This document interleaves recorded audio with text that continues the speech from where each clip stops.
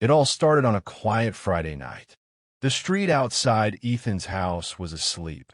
No cars, no voices, just the hum of distant crickets and the faint ticking of the clock. Ethan sat in front of his computer, half a cup of coffee beside him, eyes heavy with excitement. He wasn't a thrill seeker, not really. But tonight, he wanted to test himself and his fear. He set up 3 cameras, one in the living room, one in the hallway, and one facing the mirror near his front door. His idea was simple: to document what happens when you stay awake all night, completely alone. They say weird things happen at 3 a.m., he said to the camera, smiling. Let's find out if that's true. His audience, a few thousand loyal followers, flooded the chat with laughing emojis and playful dares. Turn off the lights, one wrote. Go outside for 5 minutes, another teased. Ethan laughed, shaking his head. You guys want me to die for views, huh? The hours dragged on. At 1:47 a.m., he was still cheerful, telling ghost stories and reacting to fan comments. But somewhere between 2 o'clock and 2:30, the house started to change. The sound of the fridge's hum seemed louder. The shadows stretched longer across the walls. He yawned and rubbed his eyes, unaware of what his back camera had just caught. The hallway light flickered, though the switch was off. He didn't notice. Not yet. He turned to the camera again, grinning. Okay, guys. Halfway there. Still alive. His voice carried confidence, but his eyes hinted at unease, the kind that creeps in slowly, without reason. The chat kept moving. The night kept deepening, and the silence between each heartbeat grew heavier. And somewhere behind him something moved. The clock on Ethan's screen showed 2:37 a.m. The blue glow of his monitor painted his face in cold light as he scrolled through his chat, laughing at comments and sipping his now-cold coffee. Still awake, he said proudly. Guess the 3 a.m. stuff is just nonsense. But then something shifted. It started faintly, a soft knock from somewhere down the hall. He froze mid-sentence, eyebrows lifting. Did you hear that? He whispered, leaning closer to the mic.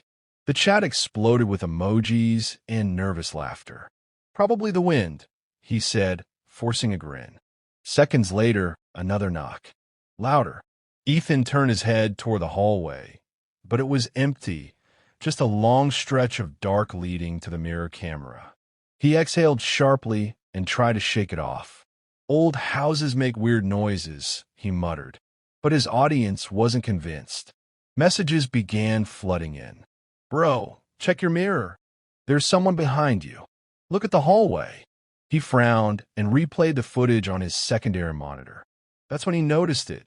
For a split second, just before the knock, the mirror's reflection showed movement, a faint, shadow-like flicker near the staircase. His heartbeat quickened.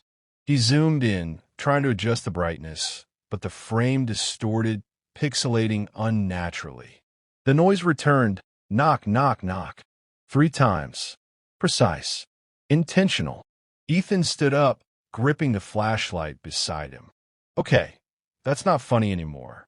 The camera followed as he walked toward the hall, each footstep echoing louder than the last. The light trembled slightly in his hand. He reached the end of the corridor and aimed the flashlight toward the mirror. Nothing. Just his own reflection staring back. But when he turned around, his reflection didn't. Ethan sat back down, heart pounding, trying to convince himself it was all just nerves. He forced a smile for the camera, muttering, Okay, maybe this is getting to me. His viewers filled the chat with theories, ghosts, pranks, glitches, but Ethan couldn't shake the chill crawling down his spine. He rewound a recording from the hallway camera, scrubbing through the timeline slowly. Everything looked normal until the 2:43 mark. That's when his reflection in the mirror lagged. It blinked a second late. Ethan leaned forward, replayed the same few seconds, and watched again. His real self turned away, but the reflection stayed, smiling faintly before following. He froze. What the hell? he whispered. He looked back toward the hallway mirror in real time. Nothing strange now, just his reflection, pale and wide-eyed. Probably a camera delay, he told himself, though his voice trembled. He reached a switch to another camera view. The screen flickered, static for just a moment. Then it came back, but the feed from the kitchen showed something impossible. A figure passing by the counter. Tall, shadowed, moving silently from left to right. Ethan's breath caught. There's nobody else here. He replayed that clip, and again the same shadow moved, almost deliberately slower each time, as if aware he was watching. The live chat went wild. Dude, that's a person. Behind you again. Run. Ethan turned, scanning every corner of the room. Nothing. No sound. But the static began creeping into every feed now. Lines, distortion, digital growls. He muttered into the mic. Okay, this isn't funny anymore. Who's messing with me? Then the hallway light flickered, and for a single frame, the camera caught it again. The shadow, standing right behind him. It was 3:03 a.m., the hour everyone online called the devil's time. Ethan's live stream counter ticked past 30,000 viewers. Comments flew across the screen, begging him to stop, to leave the house, to call someone. But Ethan stayed. He wanted to prove it was all just fear, nothing more. He sat in front of the camera, breathing unevenly, whispering, "You guys saw that too, right?" The chat exploded. "Yes, there's someone in your kitchen." It moved again. Ethan forced a laugh, pretending calm. "All right, maybe I'm not alone tonight," he joked. But even as he smiled, his eyes flicked toward the hallway. The light bulb above him flickered once, then twice before plunging the room into soft, cold darkness. He reached for his flashlight, but before he could turn it on, a whisper slid through his headset mic. "Don't look back." He froze. His pulse thundered. The whisper wasn't his voice, and it came from inside the live feed. Viewers began typing frantically. "We heard that too." "Hello," Ethan whispered. "Who's there?" No answer. Just faint breathing. Slow. Heavy. Close. He stood up, every muscle tense. His camera shook as he turned on the flashlight. A thin beam slicing through the dark. The hallway was empty. The mirror at the far end reflected only him. But as he stared longer, he realized his reflection's mouth was moving, whispering words he couldn't hear. Ethan stumbled backward, knocking over a chair. "What's happening?" he gasped. The whisper came again, closer now, directly behind him. "Don't look back." He spun around anyway. The screen filled with static. His flashlight hit the floor, and all that was left was his terrified breathing, echoing through the mic. The camera shook as Ethan lifted it from the floor, his breath shallow and broken. The static was gone, but something felt wrong. The silence had weight now, thick and unnatural, like the air itself was listening. He whispered into the mic, "If this is a prank, it's not funny anymore." His voice cracked slightly. Viewers kept typing in panic. "There's someone behind you." The shadow moved. "Get out." Ethan slowly turned the camera toward the hallway. At first, nothing. Just the faint outline of the mirror and the dim glow from the computer screens. But then, for a single second, the feed glitched, and a tall, dark figure appeared standing behind him in the reflection. It had no face, no movement, just there, watching. Ethan froze. His flashlight trembled in his hand. He turned around in real life, but the hallway was empty. He pointed the camera back, toward the mirror. The figure was gone. He whispered, Okay, maybe it's the lighting. Maybe it's..." A loud thud cut him off. Something heavy had fallen upstairs. He slowly made his way toward the staircase, the wooden steps creaking under his feet. His livestream viewers begged him to stop, but he kept going, whispering, "If someone's here, I'm calling the police." At the top of the stairs, his flashlight flickered once, twice, and died. Only his phone light remained, glowing weakly.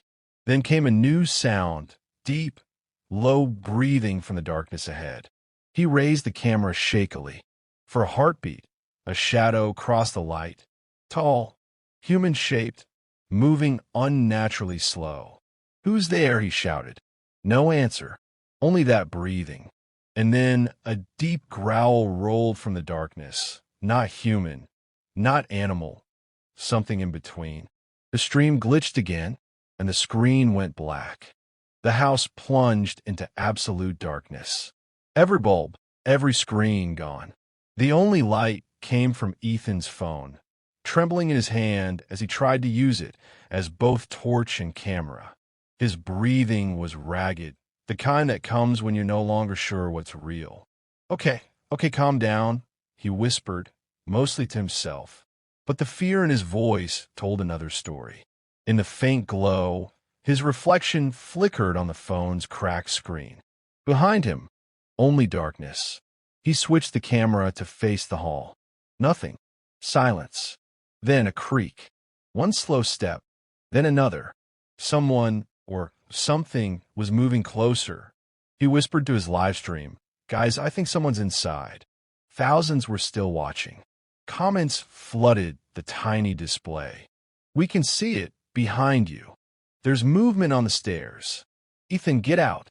But he didn't run. He wanted proof. Slowly, he turned his camera toward the staircase. The light caught something, the faint outline of a leg disappearing around the corner. He gasped, stepping back, whispering, "Who are you?" No answer, only a faint scraping sound like bare feet on wood. He tried calling out again, louder this time. "This isn't funny."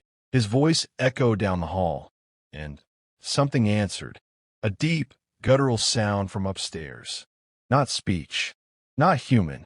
The phone's light dimmed suddenly, as if something passed in front of it. Static buzzed through the audio feed, and viewers could hear faint whispering layered beneath.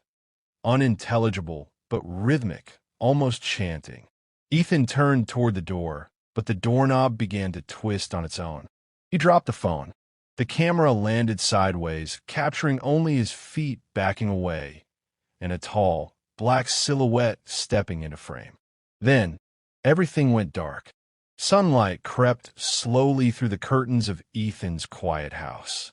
Birds chirped outside, unaware that something was terribly wrong within those walls. The front door was still locked from the inside. His phone lay on the floor, screen cracked, camera still recording. When police arrived around 10 a.m., they found the live stream still running. Thousands of horrified viewers had stayed up all night, watching the feed until it finally froze. The chat was filled with desperate messages. "Is he okay? Someone call the cops. Please, someone help him." Officers stepped carefully through the rooms. The living room was a mess. The chair overturned, cables scattered, coffee spilled across the table. Upstairs, nothing but silence. They called out his name again and again. No response. Ethan was gone. One of the officers picked up his phone and replayed the last few seconds of the recording. The image was shaky, angled toward the hallway. At first, just darkness, then the faint sound of breathing. The picture cleared for a second. Ethan's chair slowly turned toward the camera on its own. And then a face came into view. Not Ethan's.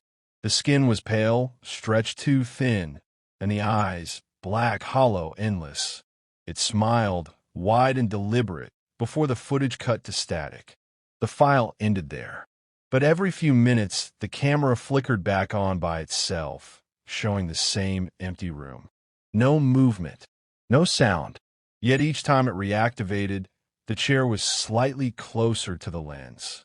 When investigators checked the data logs, they discovered the feed was still uploading, but to an unknown destination. Some of Ethan's viewers swear the video occasionally reappears online at night. The same chilling smile, staring straight through the screen. And they say, if you watch it till the end, you'll see him standing behind you.